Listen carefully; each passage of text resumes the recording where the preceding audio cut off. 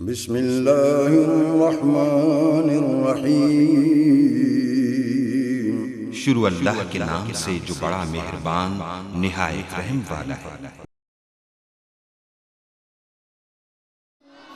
رب کو پیارے رب راضی ہے ناتے، ان رب کو پیارے رب راضی ہے ناتے، ایویں پیر چوم دے اسی اللہ والیاں دے، ان رب کو پیارے رب راضی ہے ناتے، ایویں پیر چوم دے اسی اللہ والیاں دے، ان رب کو پیارے خالق دی کل خدائی اے اناد بادشاہی، خالق دی کل خدائی اے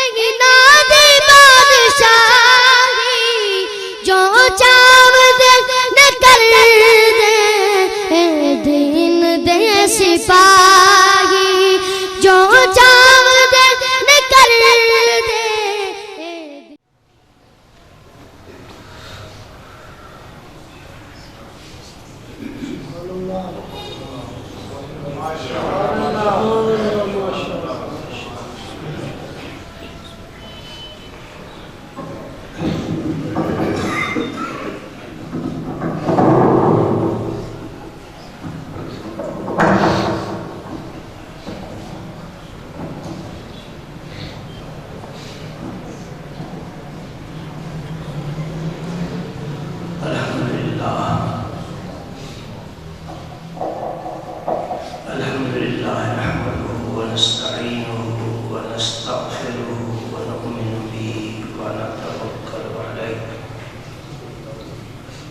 ونعوذ بالله من شرور أنفسنا ومن سيئات أعمالنا،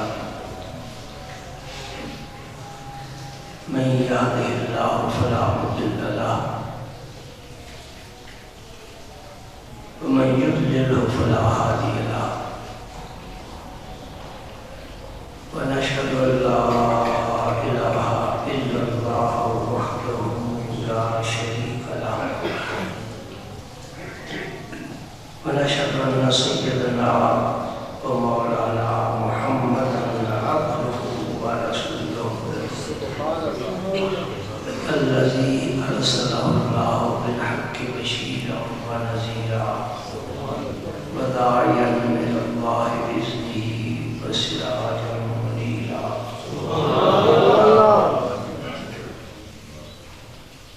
أشهد أنه صلى الله تعالى عليه وسلم بلغ الرسالة ونصح الأمة وكشف الأمة وجلى الظلمة وجاهد في سبيل الله وعبد ربه حتى أتاه اليقين. اللهم صل على سيدنا محمد وعلى آل سيدنا محمد وبارك وسلم. أما بعد فأعوذ بالله من الشيطان الرجيم. بسم الله الرحمن الرحيم. إن الله وملائكته يصلون على النبي يا أيها الذين آمنوا صلوا عليه وسلموا تسليما.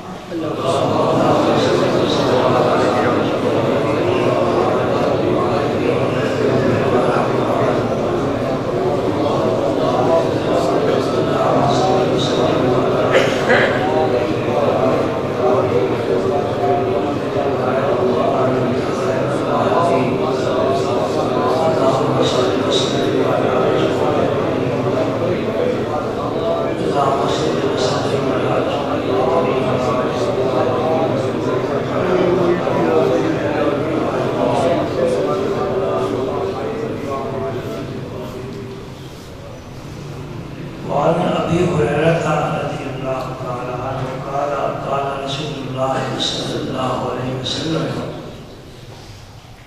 من عادى لي وليا فقد آذنته بالحرب آج میں جو آپ کے سامنے ایک حدیث پاک بیان کرنا چاہتا ہوں، یہ بخاری شریف کی حدیث ہے، اور اس کو روایت کرنے والے حضرت سیدنا ابو ہریرہ جلیل القدر صحابی رضی اللہ تعالیٰ عنہ۔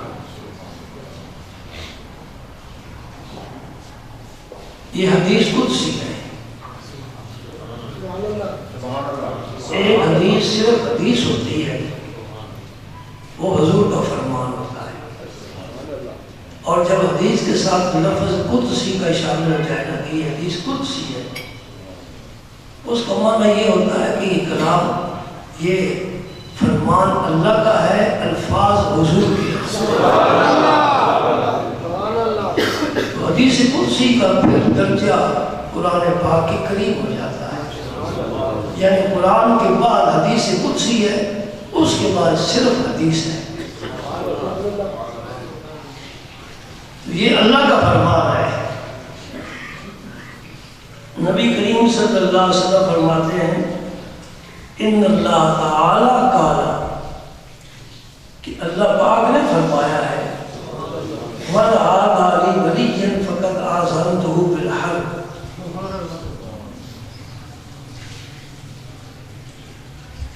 اللہ پاک نے یہ فرمایا کہ جو شخص میرے کسی ولی کے ساتھ دشمنی کرتا ہے، میں اس کے خلاف اعلان جنگ کرتا ہوں۔ بات سمجھ آ گئی؟ 5 انگلی اگر برابر نہیں تو سارے انسان بھی برابر نہیں۔ نبیوں کے بعد درجہ ولیوں کا ہے، اور ولیوں میں سر فہرست صحابہ کرام ہیں۔ صحابہ پہلے ولی ہیں اس امت کے، لیکن چونکہ صحابیت کا شرف اتنا زبردست ہے کہ وہ ولایت پر غالب آ جاتا ہے، جس طرح ہر نبی بھی ولی ہوتا ہے۔ یہ مسئلہ بھی سمجھو، ہر نبی پہلے ولی ہوتا ہے پھر نبی ہوتا ہے، لیکن چونکہ اس کی نبوت اس کی ولایت پر غالب ہوتی ہے، اس لیے اسے ولی نہیں کہا جاتا، اسے نبی کہا جاتا ہے۔ اور ہر صحابی بھی ولی ہوتا ہے، لیکن چونکہ اس کی صحابیت کا شرف ولایت پر غالب ہوتا ہے، اس لیے اس کو ولی نہیں کہتے، صحابی کہتے ہیں۔ اس کے بعد تابعی کا درجہ آتا ہے۔ تابعی اس کو کہتے ہیں جس نے نبی کو دیکھنے والے کو دیکھا ہو، ان آنکھوں کو دیکھا ہو جن میں حسن یار ہو، اور پھر اس کے لیے شرط بھی ہے کہ تمیم صحبت بھی اختیار کرے۔ صحابی کے لیے یہ شرط نہیں ہے، تابعی کے لیے شرط ہے کہ وہ صحابی کی طویل صحبت اختیار کرے، پھر مرتبہ تابعیت پر فائز ہو سکتا ہے۔ اس کا بھی مرتبہ ولایت سے بلند ہے، ولی وہ بھی ہے۔ تو یہ امت کے ولیوں کی بات ہے۔ ایک اور نکتہ بھی میں عرض کرنا چاہتا ہوں۔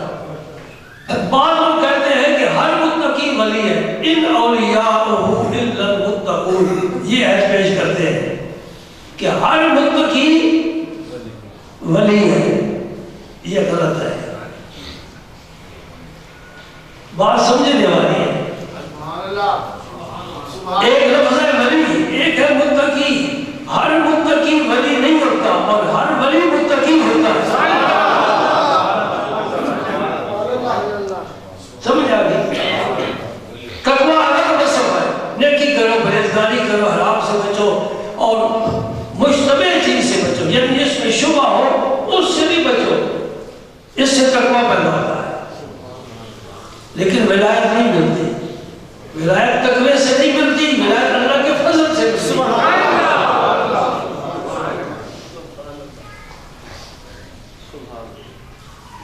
اس کی میں ایک اور مثال دیتا ہوں۔ ایک ہے نبی، ایک ہے رسول۔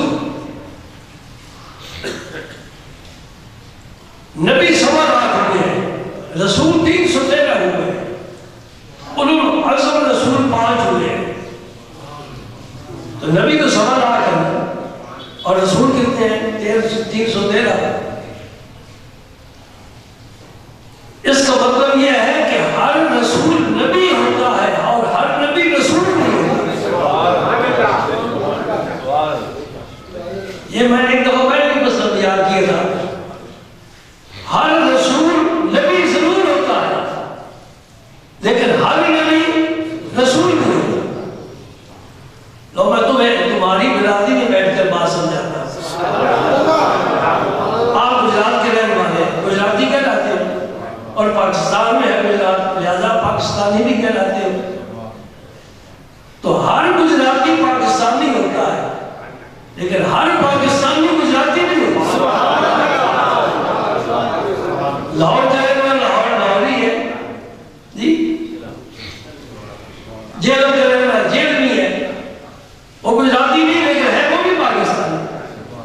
ہر گجراتی پاکستانی ہے اور ہر پاکستانی گجراتی نہیں. اسی طرح سن لو ہر ولی متقی ہوتا ہے، ہر متقی ولی نہیں ہوتا.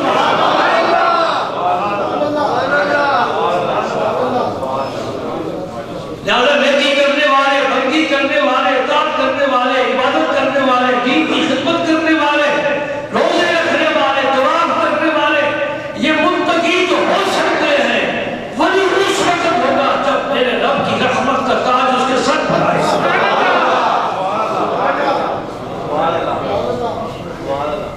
اللہ اکبر، اللہ اکبر. اب معلوم ہوا کہ اس امت میں ایک خاص گروہ ہے جسے ولی کہتے ہیں. ایک خاص گروہ ہے، اس کی پہچان کیا ہے؟ کہتے ہیں ولی را ولی نہیں شناسد، جو خود ولی ہو وہی ولی کو پہچان سکتا ہے. ہمیں یہ حکم دیا گیا ہے خاک ساران جہاں را حکایت منگر تو چدانی کے دلی کرد سوارے بادشاہ. ہمیں یہ حکم ہے کہ خاک ساران کو حکایت کی نظر سے نہ دیکھو. ہو سکتا ہے اس گرد و غبار میں کوئی شاہ سوار نہیں ہو اور ہوتے ہیں. باہر گئے وہ اللہ کے دوست ہیں، اللہ نے انہیں چن لیا جسے نبی کو چن لیتا ہے. مکے میں آبادی تو بہت زیادہ تھی اور سردار بھی تھے، کھانے پینے والے، غربانے والے، لیکن اللہ نے یتیم کو چنا. تو پھر کہنے والے کہنے لگے یہ طائف بہت بڑی آبادی ہے، سرسبز و شاداب علاقہ ہے، باغات کی زمین ہے، وہاں کے سرداروں کو رب نے کیوں نہیں چنا؟ یہ مکہ مکرمہ کے سرداروں میں سے کیوں نہیں کسی کو چنا؟ اللہ پاک نے پھر جواب دیتا یہ اللہ ہی جانتا ہے کہ کس دل میں نے اپنا نور رکھا ہے. یہ میرے بندے اس سرزمین کو رب نے نبیوں اور ولیوں سے آباد کیا ہے. جس طرح رات کے وقت میں آسمان پر چمکتے ستارے نظر آتے ہیں، اس طرح آسمان والے زمین پر یہ چمکتے ستارے دیکھتے ہیں. اور وہ لوگ بڑے بدبخت ہیں جو ان کے دشمن ہیں اور ان کو مٹانا چاہتے ہیں. بھائی ایک گنبد تم گرا سکتے ہو، مزار تم گرا سکتے ہو، تمہارے پاس طاقت ہے، لیکن ولی کی ولایت نہیں چھین سکتے. یہ حدیث سنو، اللہ کے پاک فرماتے ہیں کہ یہ میرے دوست ہیں، یہ میرے ولی کا معنی کیا ہوتا ہے؟ دوست ہے. ایک ولی کا مطلب قریب ہے، ایک ولی کا مطلب مددگار ہے. یہ اللہ کے مددگار ہے، یعنی اللہ کے دین کے مددگار ہے. ولی وہ ہوگا جس کا ہر قدم رسول اللہ کی سنت کے مطابق اٹھے. مختصر بات ہے، میں تمہیں تعارف کرا رہا ہوں. عام نشانی ولی کا قدم کبھی سنت کے خلاف نہیں اٹھ سکتا. جو ولی خلاف سنت ہوگا اللہ کی قسم و ولایت سے معلوم ہوگا، خواہ اسے مریدوں کا بڑھائی کتنا ہی ہجوم کیوں نہ ہو، مریدوں سے تو ولایت نہیں بڑھی. حضرت خواجہ ویس کرنی کا جب جنازہ پڑھا گیا تو صرف 4 آدمی تھے. ہم کہتے ہیں فلانے کا بڑا جنازہ ہوا ہے، جنازے میں کیا رکھا ہے؟ ابو ذر غفاری بہترین قدر صحابی ہے، وہ فوت ہوئے گھر میں بیوی سے متی کفن ہی نہیں تھا. اللہ اکبر، اللہ اکبر. سمجھ رہے ہو میری باتیں؟ سن رہے ہو؟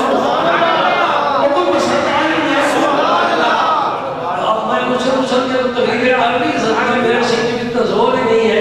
مارا زمانہ میں اسد اللہ خانوں میں وہ وقت لے کر آؤ جوانی کدھر گئی،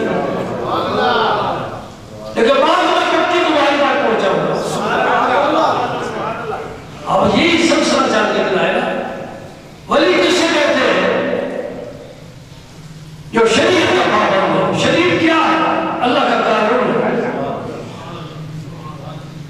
شریعت اللہ کا قانون ہے. ولی اس کی حدوں کی حفاظت کرتا ہے اور لوگوں کو اس کی حفاظت کو لاتا ہے اور ان کو محدود کرتا ہے، مقید کرتا ہے، پابند کرتا ہے. سمجھ نہیں سمجھ. نمبر 2 بندگی پاک پر کمر بستہ اس کے جتنا یعنی کیا کہتے ہو تو شمر ہو جائے زندگی کا ایک ایک کلمہ وہ اللہ کی بندگی میں خرچ ہو، کبھی نفل پڑھ رہا ہے، کبھی تلاوت قرآن کر رہا ہے، کبھی تسبیح پر اللہ کا ذکر کر رہا ہے۔ نمبر 3، دنیا سے اور دنیا داروں سے کنارہ کش، یہ بڑی بات ہے، دنیا سے اور دنیا داروں سے کنارے پر ہو، وہ ولی ہوتا ہے۔ تو اللہ تعالیٰ فرماتے ہیں میرے کسی بھی ولی کے ساتھ جو عداوت کرے گا میں اس کے خلاف اعلان جنگ کروں گا۔ اعلان جنگ کا کیا مطلب ہے؟ اس کا معنی میرے پیر و مرشد فرمایا کرتے تھے، سبحان اللہ، حدیث کی کسی شعر میں میں اس کا معنی نہیں پڑھا کہ اللہ پاک اعلان جنگ کیا فرق ہے۔ ایک بندے کو صرف کے خلاف اعلان جنگ کرنے کی کیا ضرورت ہے کہ ارادے سے ایک بندے کا بھٹبلا ایک سیکنڈ میں ختم ہو سکتا ہے۔ میرے مرشد فرمایا کرتے تھے کہ اللہ تعالیٰ جس کے خلاف اعلان جنگ کرتا ہے اس کا خاتمہ ایمان پر نہیں ہوتا، یہ معنی ہے اعلان جنگ کا۔ وہ ایمان لے کر نہیں جاتا، اور جو ایمان پر جس کا خاتمہ نہ ہو جو کچھ زندگی میں کیا ہے سب بیکار ہے، دوزخ کا ایندھن ہے۔ ایک اور بات بھی یاد سے آپ شامل کر لو، اور وہ قرآن پاک ہے۔ اللہ تعالیٰ نے ایک اور ایسا جرم ہے جس پر اعلان جنگ کا فیصلہ فرمایا ہے۔ بس پوری دین میں دو چیزیں مجھے نظر آئی ہیں کہ اللہ پاک کو اتنا غضب کبھی نہیں آیا۔ ایک وہ شخص پر جو اللہ کے دوست کے خلاف ہو، دوسرا وہ شخص جو سودی کاروبار کرتا اور سود کھاتا،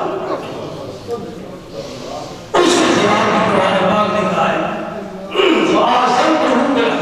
میں اس کے خلاف جنگ کا اعلان کرتا ہوں۔ وہ کوٹھی بیشک پر آئے، 1 2 3 4 جتنی مرضی گاڑی کھڑی کر لے، جو چاہے کر لے، اللہ کا فرمان ہے وہ شخص دوزخی ہے، جہنمی ہے۔ آگے چلیے، اللہ کا قرب حاصل کیسے ہوتا ہے؟ ولی کا من اللہ کے قریب، اللہ کا قرب کیسے حاصل ہوتا ہے؟ رب نے دروازے بند نہیں کیے اور ہمیں مایوس بھی نہیں کیا۔ فرمایا وَمَا تَقَرَّبَ إِلَيَّ عَبْدِي بِشَيْءٍ أَحَبَّ إِلَيَّ مِمَّا افْتَرَضْتُ عَلَيْهِ، جو چیزیں میں نے تم پر فرض کی ہیں وہ تم کرو، اس سے زیادہ میرے قرب کا اور کوئی ذریعہ نہیں۔ بڑی آسان سی بات ہے۔ رب نے کیا فرض کی ہے؟ مثلا نماز کتنی رکعتیں؟ کل 17 رکعتیں، گن کر دیکھ لو، 2 فرض صبح کے، 4 ظہر کے، 4 عشاء عصر کے، 10 ہو گئے، اور 3 مغرب کے، 13 اور 4 عشاء کے، کتنے ہو گئے؟ اور 17 رکعتیں بھی نہیں پڑھ سکتا، کلمہ پڑھتا ہے 17 رکعتیں بھی نہیں پڑھ سکتا۔ تو ان 17 رکعت 24 گھنٹوں میں رب نے صرف 17 رکعتیں پڑھنے کا حکم دیا ہے، باقی تو رسول اللہ کا طریقہ ہے۔ وہ محبت والا ہے تو کرے، نہیں کرتا تو جائے جدھر جانا چاہتا ہے، پھر قیامت کو دیکھا جائے گا رسول اللہ شفاعت کا باتیں نہیں کرواتا، وہ تو ان کا حکم ہے۔ اللہ نے 17 رکعتوں کے علاوہ 1 رکعت بھی فرض نہیں ہے۔ سمجھ آ گئی بات؟ جو یہ بھی پورا نہیں کر سکتا تو اللہ کے قرب کے دروازے اس کے لیے کیسے کھول سکتے ہیں؟ اس کا روزہ ہے، مہینے 12 ہے، 11 مہینے کھاؤ پیو جتنا مرضی، تمہیں آزادی ہے، دن کو کھاؤ رات کو کھاؤ۔ اللہ فرماتا ہے 1 مہینہ تو میرے لیے زنا توقع کرو، میں تمہیں صبح بھی خود کھلاؤں گا، شام کو بھی خود کھلاؤں گا۔ سردیوں میں تو چھوٹا سا روزہ رکھ لو، باقی زکات یہ غریبوں پر ہے، وہ تو خود زکات لینے کے لیے نکلتے، وہ بھی بڑی حاجت، وہ بھی غریبوں کے لیے نہیں، مالداروں کے لیے پیسہ ہے، دولت ہے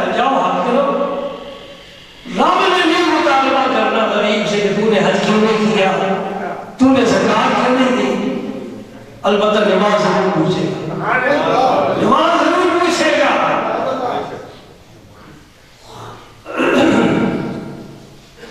مجھے لے لو ڈنگے جانے کا اتفاق ہوا، نماز مسجد میں پڑھی تو نمازی اکٹھے ہو گئے،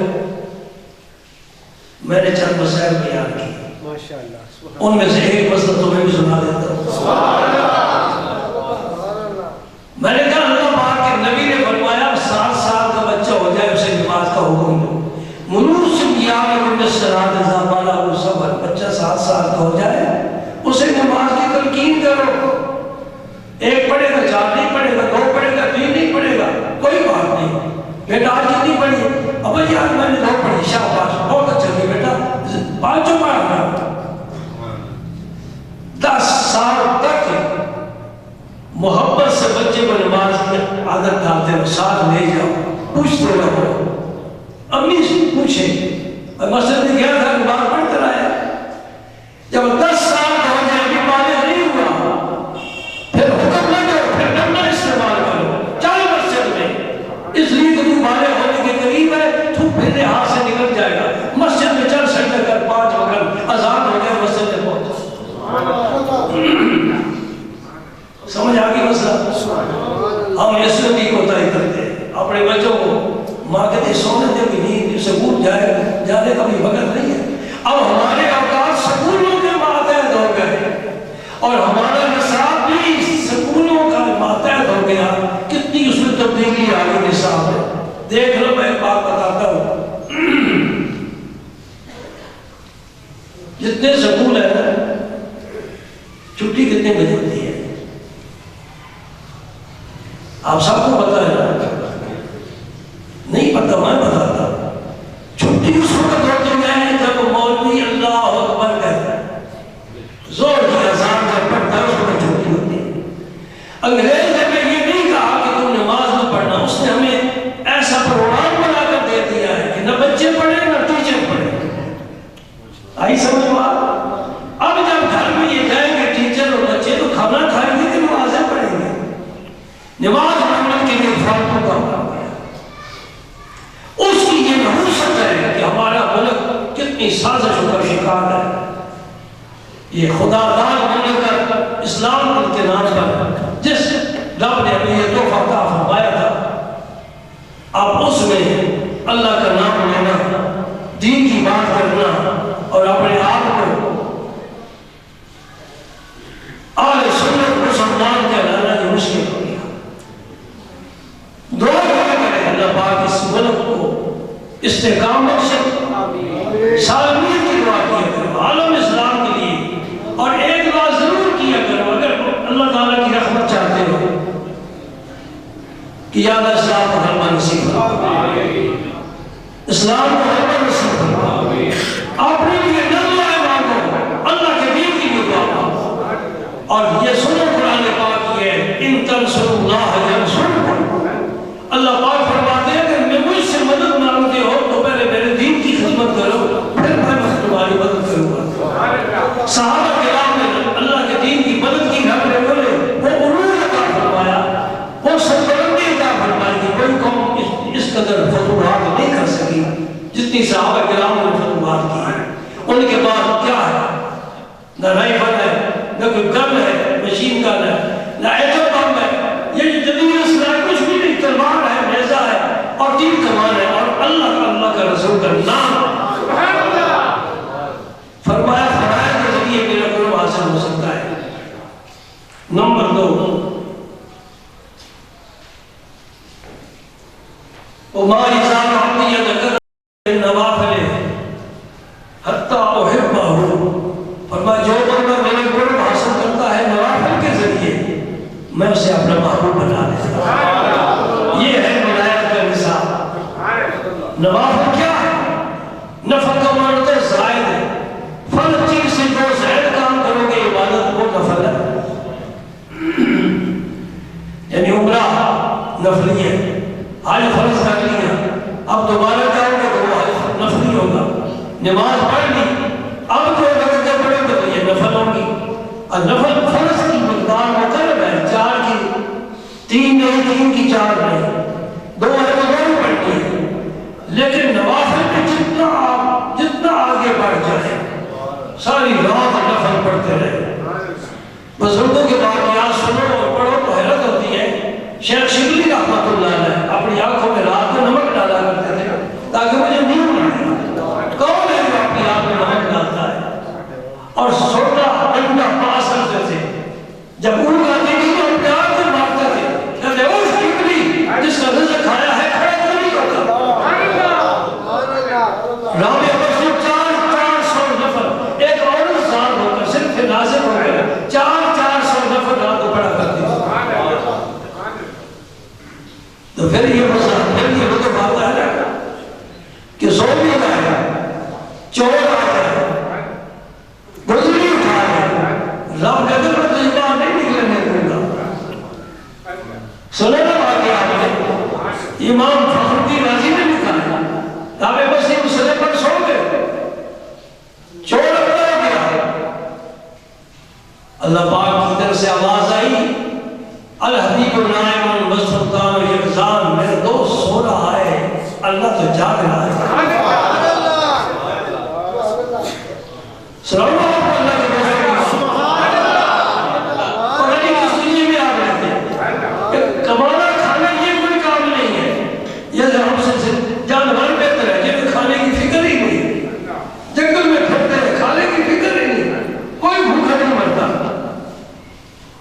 ایک انسان ہے جیسے پتہ نہیں کہ میرے کو خالق کو مالک کو نازک ہے کہ نہیں. میں نے کمانا ہے پھر نہیں کھانا ہے. ایک رات کو عبادت کرتے ہوئے حضرت رابع بصری رضی اللہ تعالیٰ عنہ جو سجدہ کیا اور سجدے میں کیا پڑھا وہی جو ہم پڑھتے ہیں لیکن پڑھنے کی کیفیت الگ الگ ہوتی ہے انداز الگ الگ ہے محبت اور ذوق اور وجدان الگ ہے.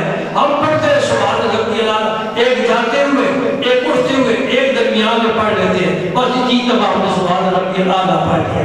ایسا نہیں سر سجدے میں رکھا اور پھر مولا سمجھ کر اور رب کو حاضر ناظر سمجھ کر کہ اللہ میری تسبیح سن رہا ہے. رابع بصری نے کہا سبحان ربی الاعلیٰ. میں ذرا اس کی ترجمہ کر کے ٹرانسلیشن کر کے بتاتا ہوں جی اس کے ہدیے بتاتا ہوں اس کا تجزیہ کر کے تمہیں بتاتا ہوں سبحان ربی الاعلیٰ کا کیا معنی ہے. اس کا معنی یہ ہے کہ اللہ میں ادنا ہوں تو اعلیٰ میں فانی ہوں تو باقی ہے میں زوال کے ساتھ ہوں تو لا یزال ہے میں محمود ہوں تو غیر محمود ہے میں منتا محتاج ہوں تو غنی ہے دینے والا. جب بندے کے ذہن میں یہ خیال آتا ہے اور پھر وہ کہتا ہے اپنی پیشانی اور ناک زمین پر رکھ کر کہتا ہے سبحان ربی الاعلیٰ وہ تو سب سے بلند ہے میں سب سے پست ہوں میں بھکاری ہوں وہ داتا ہے مالک ہے غنی ہے. بڑا بڑا سوال آیا پھر کہا سبحان ربی الاعلیٰ. بڑا لطف آیا کیوں ادھر سے جواب آتا ہے ادھر سے جواب آتا ہے روح زندہ ہو تو سنتی ہے. پھر کہا سبحان ربی الاعلیٰ تو اعلیٰ ہے میں اپنا ہوں. پھر آیا سبحان ربی الاعلیٰ. اب سلسلہ چل رہا ہے کہنا نہیں ہے کہ 3 دفعہ پڑھا ہے ہم نے تو اپنے اوپر پابندی لگائی ہے نا. ڈاکٹر نے کہا 4تھی 5ویں دفعہ نہ پڑھنا صرف خراب ہو جائے گا بلڈ پریشر ہائی ہو جائے گا. 3 دفعہ پڑھنا ہے. کیوں یہ آدمی کچھ فائدہ پڑھتا ہے پڑھتے نہیں سبحان ربی الاعلیٰ سبحان ربی الاعلیٰ سبحان ربی الاعلیٰ. صبح کی اذان موسم اذان کری اللہ اکبر نفلوں کا وقت ختم ہو گیا. حضرت مولا کریم تو نے رات اتنی چھوٹی بنائی ہے کہ تیری لمبی کا ایک سجدہ میں بھی آئی ہوں. ابھی تو میں ایک سجدے کرنے تھے. رب پھر پیار کرتا ہے کہ نہیں کرتا. آپ حج پر جانے کی قافلے کے ساتھ ذکر آ گیا نا مجموعہ کا.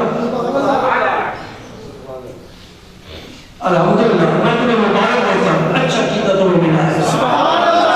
اچھا کیتا اس کا ہے کہ میں غلام ہوں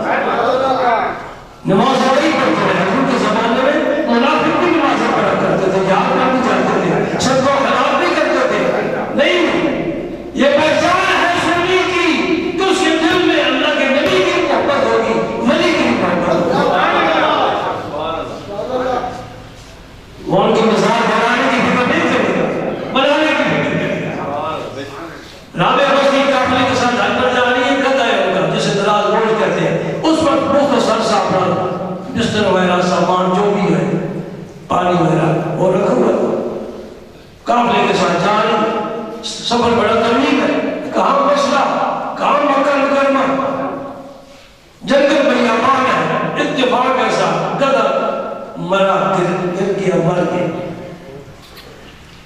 قافلے والے کا بیوی کے سامان ہم اٹھا لیتے ہیں، یہ تو مر گیا، کیا عاشقانہ جواب دیا، فرماتی ہے میں تمہارے لیے نہیں نکلی، تمہارے سہارے پر نہیں نکلی، میں جس کے سہارے پر نکلی ہوں وہ جانے، میں جانوں تم بھی جاؤ، وہ تو میری جنگل ہے، جانور ہے، تو تنہا ہے، کمزور ہے، بوڑھی ہے، ضعیف ہے، چل نہیں سکتی، کیسے ہے؟ تو نکل تم میری فکر نہیں کرو، میرا رب میرے ساتھ، رب سفر بیان کرتے ہیں، رب مسائل نہیں فرماتا،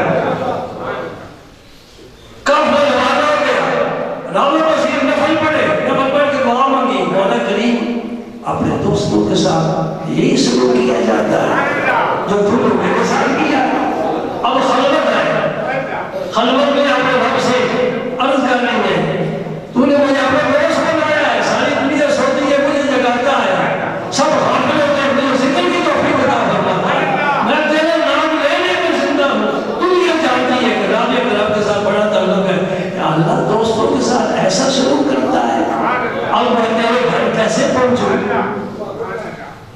رب نے بڑی پیار والی بات سنی، گدھے سے کہا میں نے عزیر علیہ السلام کا گدھا 100 سال کے بعد اٹھایا تھا، تو یہ تو میرے حبیب کی امت میں سے ہے، اور میں سامان چلا دیا،